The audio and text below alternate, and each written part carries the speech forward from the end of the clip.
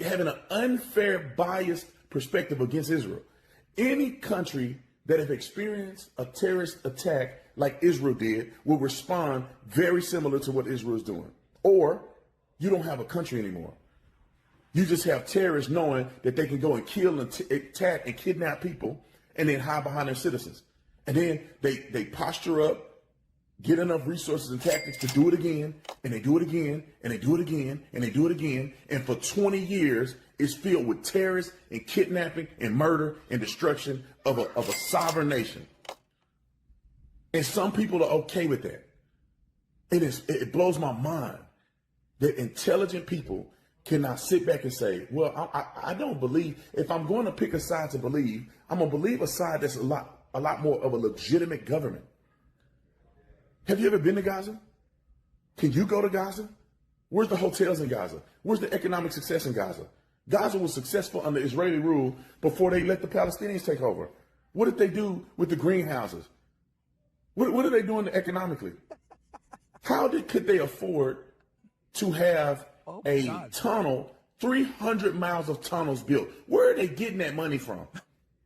And now one of you guys questioned that Hamas is the ones who are committing a genocide in Gaza. When you say free Palestine from Hamas, because they have stolen aid, they're taking money that should go to their citizens to build tunnels, infrastructure, military weapons to fight against Israel, which is not the will of the people, not in the best interest of the people. But a lot of y'all don't care. You just hate, it's incessant hatred towards Israel. I do not understand. An impartial person who don't care about both sides should have enough wisdom to say, Israel, IDF, showing evidence and videos of this. Gaza is showing this. This is this person's story against this person's story. Who do you think is more believable and reasonable? Who should you believe if you don't know which side to believe? You either believe none of them or you believe the more legitimate government. Americans, everybody around the world travels to Israel. People ain't touring Gaza like that. It's not safe in Gaza. The women are not treated properly in Gaza, just like they're not treated right in Iran. But yet people hate Israel so much. They have such negative things to say about Israel. They will bypass all of the great things that Israel has done and what it stands for not only Christians, but for America, to capitulate and buy into propaganda from terrorist organizations who beat their women, who kill gays, who kill Christians. What are we talking about? What are we talking about? These people are antithetical to Western civilization and Christianity, yet people are prioritizing a connection and a buying into the propaganda from that side, when Israel is more American than anybody else. And somehow there's this propaganda and media blitz to hate Israel. And I think it's spiritual. I don't think it's really got anything to do with people legitimately believing. I think it's spiritual. I think people are buying into a spiritual hatred orchestrated by the devil. I honestly believe that with my whole heart. You don't have to be a rocket scientist. You don't have to study theology to go to Israel and say, this ain't what they saying it is. This is something ain't right here. I've been there. I'm watching the way Israelis and Palestinians operate together. There is no real conflict. But then when everything is fine, you got people attacking and murdering innocent people and burning them and killing babies and beheading people, chopping them up, and they video recorded it. And nobody cares about that. You only focus about some kids under rubble in a war that's occurring. But you didn't say a thing about them. You don't say a thing about these Muslim murdering Christians. You don't say a thing. You're quiet. I said enough. I'm just ticked off, man. I saw, and this is not about Theo Von, but I just believe that Theo Von and others are buying into propaganda.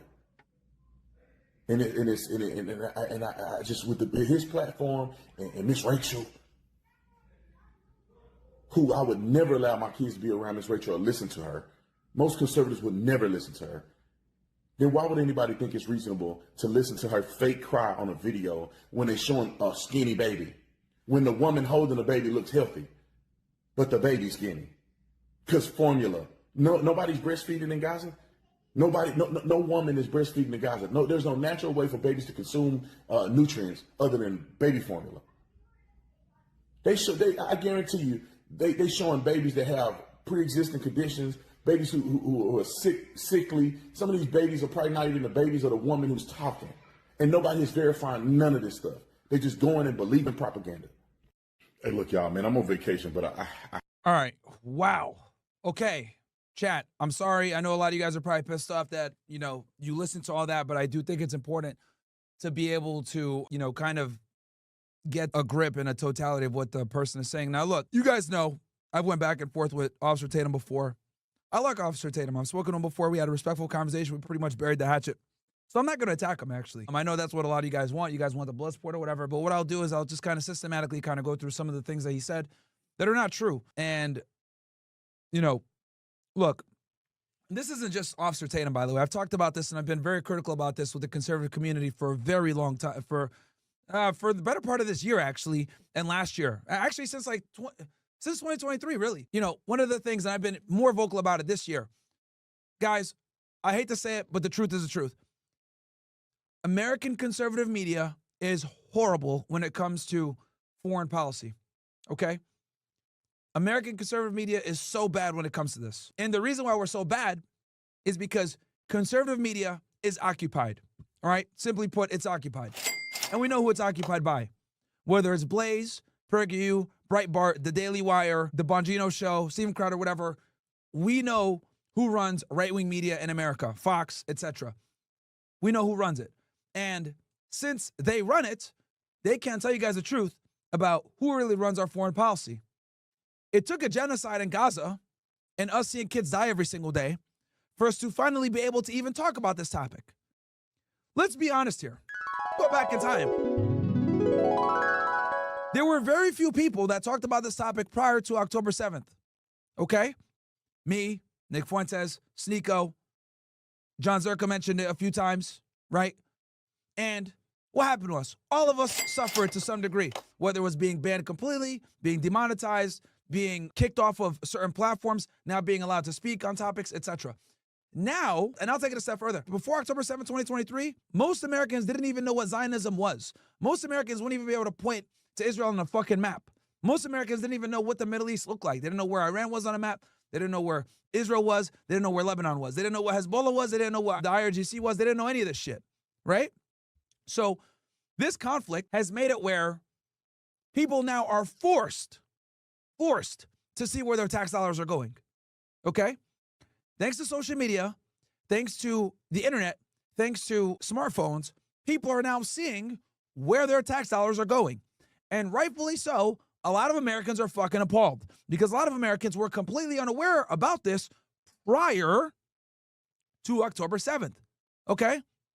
Influencers like Ben Shapiro, who were quietly supporting Israel on the side, super pro-Israel, they were more concerned with talking about culture war issues like race, transgenderism, homosexuality, etc. Big talking points, right, in the conservative media. They're more focused on talking about that. But then when October 7th happened, a line was drawn in the sand and they needed to take a side. And since conservative media is owned by them, they had to take the side of them, which is pro-Israel, pro-Zionism, pro-self-defense, pro-genocide. Okay? And like I've said before, the reason why conservative media is horrible when it comes to foreign policy and why they don't tell you guys the truth is because we know who owns conservative media. Turning Point, etc. The people that fund Turning Point, chat, just so you know, and Officer Tatum works very closely with Turning Point. He was there literally earlier this month, okay, with Charlie Kirk. Why do you think Charlie Kirk is literally scrambling right now, trying to find a way to rebrand Israel to his base, who a lot of them, the younger guys especially, are not taking it anymore. They're not drinking the Kool-Aid. He had to have a focus group episode, which I reacted to on OSS, by the way, addressing a lot of the concerns of the young people when it comes to our support of Israel. Because now you can't ignore it. Any person, whether you're Muslim, Christian, Jewish, whatever it is, because there's a lot of Jewish people as well that detest and condemn what's going on in Gaza, right? Anyone with a brain, anyone with a heart, anyone with two eyes can see what the fuck is going on and be like, whoa, what the hell's going on here? Right? And now Americans can see where their tax dollars are going. So they're not supporting Israel. So what you guys are seeing is a calculated strategic push from many conservative influencers to push back against people that are anti-Israel, on the right especially. They're using pejorative terms like the woke right. They're using phrases like Hamas supporter. They're using phrases like useful idiots, right? These are all pejorative terms used against people that are condemning what they're seeing on their phones, on their Twitter feed, on their computers, on TikTok, because you can't avoid it now at this point, calling them liberals, etc. They're using all these pejorative terms to insult people that are critical of Israel's response to the conflict, right? And not only is Israel's response terrible, if you actually know the history, you would be like, what the fuck? Because I find it interesting how Officer Tatum is saying, yo, they're the only democracy in the Middle East. They align a lot with our values or whatever. That couldn't be further from the fucking truth. Here's the truth about Israel, okay? They're an apartheid ethno-state, okay, that needs to maintain a Jewish majority, 80%, by the way. This is how Ben-Gurion found it, and he was one of their left-leaning founders. And they always brag that they have 2 million Palestinians in there, but those Palestinians aren't treated the same. And then on top of that, they have millions more Palestinians that they preside over and they occupy that have no say. That's what they won't tell you, right? When they bring over these American influencers like Brandon Tatum, Floyd Mayweather, right? Charlie Kirk, all these people that say, I've been to Israel before, it's awesome, the Nelk boys. You guys got to understand that they have a tour set up, okay? And what they do is they take you on this tour, they bring you to the wall, they take you to Jerusalem, they take you this, because they want you to build a bond with the area. But what they won't do is they won't show you all the Palestinians that they're occupying in the West Bank and in Gaza. These are people that live under Israeli rule. They live blockaded. They're controlled by Israel, okay? They have no sovereignty, no self-determination, no voting rights, no nothing. Nothing. But then Israel has the nerve to run around and say, oh, we're a democracy. No, they're not at all. And if you actually believe that, you're a retard. Oh, well, you know, they pulled out in 2005. They still occupy them. They don't have an airport. They don't have airspace. Israel controls who goes in and who goes out. They're occupied. According to international law, by the way, Gaza and the West Bank are considered occupied. All right? And then on top of that, don't even get me started on the settlements that they keep expanding. Contrary to peace treaties, contrary to the UN. Hell, even U.S. President have told Netanyahu, hey, you got to stop expanding the West Bank and stop the settlements. They still do it. These settlements in the West Bank are condemned by the international community as fucking illegal, by the way. Okay? But this is what conservatives don't want to fucking tell you guys, because they know who makes the checks clear. They know who runs shit. The people that run conservative media, left-wing media too, but conservative media especially, a lot of them are either Zionist Jews or proud evangelical Christian Zionists. One of the two. So criticizing Israel is a career ender. It's only over the past year or so that people in the conservative movement have finally been able to come up and say, oh, you know what? Yeah, this is a fucking problem. And it took dying babies and starving babies for us to fucking see this. So what you guys are seeing, this narrative that you see guys like Brandon Tatum, etc., grasping at, is the old narrative that they've used for a very long time to justify the apartheid ethno-state that they have. Because anyone that understands and studies the history of Israel will realize, holy shit, why do we support these guys? They're not really a democracy. They oppress a group of people that are indigenous to that area, right? It's a settler colonial state that exercises racial supremacy, right? They constantly run military operations called cutting the grass, where they kill Palestinians and or target individuals. They oppress them. They occupy them. So yes, if you violently occupy a group of people, they're going to violently resist. And then Brandon also made another big mistake. He said, oh, they started this war. Really, dude? Really? They didn't start this war. October 7th was not the beginning of this war. And this is, I tell you guys all the time, I know a lot of y'all watch me now at this point to see how you can debate Zionists. What do I always tell you guys? Zionists always start the conflict where? At October 7th. They always start the conflict at October 7th. The reason why they start the conflict at October 7th is because it gives them the most wiggle room to give you their propaganda bullshit, right? But they'll never tell you why it started on October 7th. They'll never tell you what led up to October 7th. They'll never tell you about the damn near 100 years of occupation. They never tell you how they'll say some bullshit like, oh, well, Palestine doesn't exist. Oh, really? Oh, really? What does this say right here? Just to show you guys how much these fucking assholes lie. And it's ridiculous because when I debate these idiots, a lot of the times, they don't even know about this shit. What is this?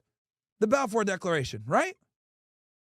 You look at this. I have much pleasure in conveying to you, on behalf of His Majesty's government, the following declaration of sympathy with Jewish Zionist aspirations, which has been submitted to and approved by the cabinet. His Majesty's government view with favor the establishment in Palestine. See that right there? Show this to every single Zionist that tries to sit there and tell you that Palestine never existed. Shut the fuck up. What the hell is this? What the hell is this? Dear Rothschild, which, by the way, in case you're wondering, yes. Okay? Palestine never existed. Shut the fuck up. Right here. His Majesty's government view with favor the establishment in Palestine of a national home for the Jewish people. So these idiots try to tell you that the war started on October 7th. No, the war started back in fucking 1917 if we're going to be all the way fucking honest, okay? Fatality. But these motherfuckers never want to actually go through history. Because if you actually look through the history, you actually look at all the Israeli actions that led to the creation of Israel, it's indefensible. Indefensible. I've done so many episodes where I've exposed to you guys the dark history of Israel. The very terrorism that they cry about and condemn every single day, Hamas, terrorist organization, Hamas. Okay, motherfuckers, how was the state of Israel created? How was it created? I'll tell you how. By the Haganah, Irgun, Stern Gang. These are terrorist organizations. Zionist paramilitary terrorist organizations that ran around killing Palestinians and or kicking them out of their houses. That's how fucking Israel was created. But they don't want you guys to know that shit. Never. They don't want you guys to know about the Balfour Declaration because that acknowledges that Palestine actually exists. They don't want you guys to know about the Nakba. They don't want you guys to know about their bullshit partition plans that gave 56% of the land to them when they were only purchased 70% of the population. They'll make lies and say, oh, every single peace agreement we had with the Palestinians, they never accepted it. Yeah, they're not going to accept it because you took their fucking land. That's the equivalent to you going ahead and saying, oh, someone breaks into your house, takes your fucking, not even breaks into your house. You let somebody come into your house because they're being persecuted, right? Imagine this, chat. If I could go ahead and break this shit down, and the Israelis don't like for you guys to hear this shit, but here's the fucking truth. You got people that are being persecuted. You invite them to your home, you give them shelter, you give them food, right? You come back and you just notice that they start to expand the space that you gave them. You go on vacation, you come back, and pretty much the locks are changed and the house has changed. And they tell you, oh, sorry, bro, house is mine now. What the fuck? So you obviously fight, okay? But you lose because they have more weapons, they have more support, they have more power, etc. Okay? Because these paramilitary Zionist organizations, just so you guys were wondering, the real dark history of Israel, I wonder where they got those weapons. I'll tell you. They got them from the United States. They were illegally smuggled in the 1930s and 40s through the Italian mafia and the Jewish mafia to be smuggled into mandatory Palestine back then, before the creation of Israel, okay?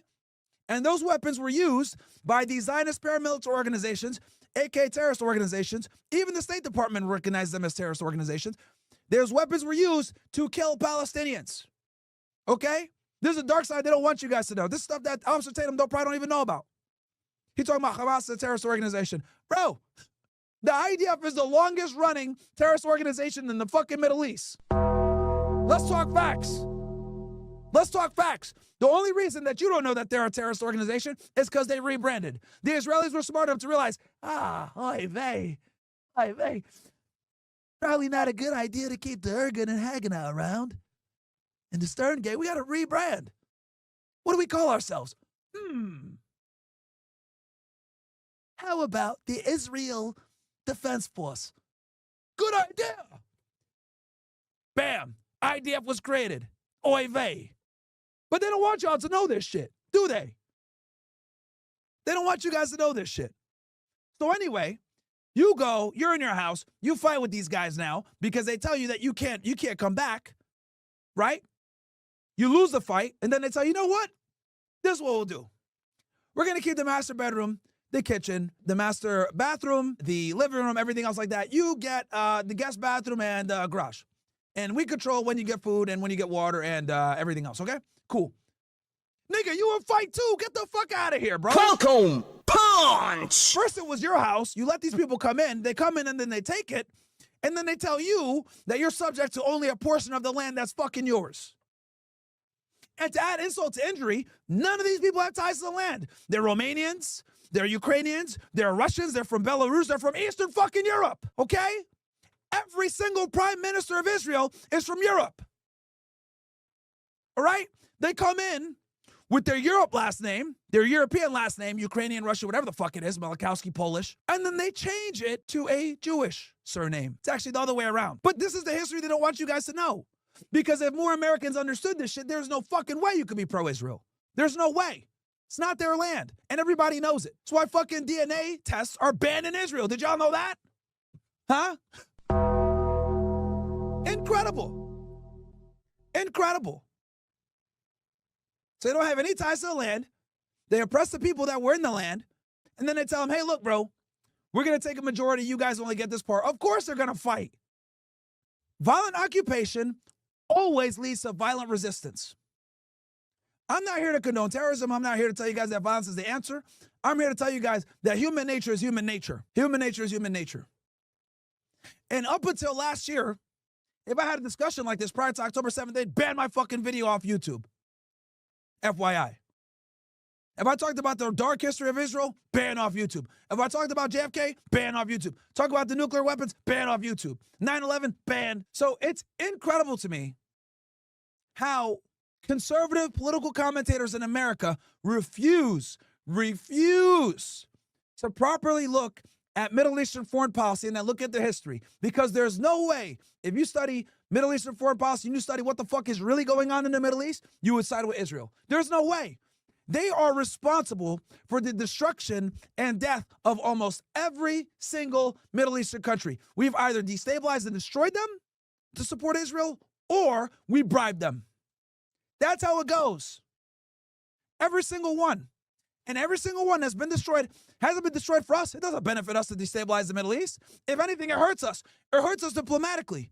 We can't get deals done with Saudi Arabia a lot of the times. They don't want to join the Abraham Accords. It hurts us with the Gulf states. Our fucking cowboy foreign policy that the Israelis actually act upon has fucked us up in so many different ways. It's cost us wars. It's cost us trillions of dollars. It's cost us death. It's cost us to suffer terrorist attacks because of our foreign policy. So it's amazing to me how people on the right wing are too stupid, or not too stupid, rather disingenuous, and don't talk about the dark history of Israel as to why no one fucks with that state. I'm glad now that it's becoming mainstream and you guys are seeing the fuckery. That we are an occupied nation with a group of people that have allegiance to another country that run our fucking foreign policy and are in pivotal positions within our government, within our tech industry, within our finance industry, and they utilize that influence to run a foreign policy that is counterproductive to U.S. interests. That's the fucking problem. Fatality.